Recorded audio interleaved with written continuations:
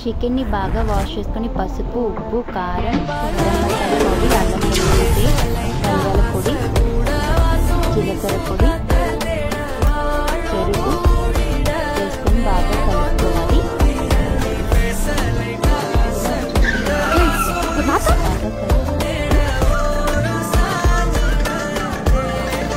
Already మనం వేసుకున్న fried onions వేసి బాగా కలుపుకొని 1 అవర్ ఫ్రిడ్జ్లో పెట్టుకోవాలి.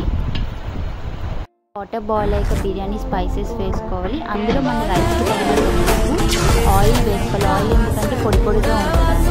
వాటర్ మంచిగా బాయిల్ అయ్యాక 1 అవర్ ముందు కడిగి పెట్టుకున్న బాస్మతి రైస్ వేసుకోవాలి. రైస్ అనేది 90% కుక్ అయ్యే వరకు మనం ఉంచుకోవాలి.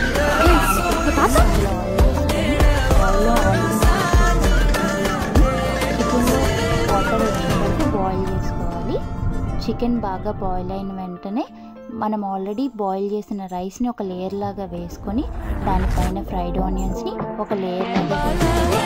దానిపైన మనం కలర్ కోసం రెడ్ కలర్ కోసం నేను కుంకుమలో వాటర్ వేసాను. అండ్ ఎల్లో కలర్ కోసం పసుపులో కొంచెం పాలు వేసాను.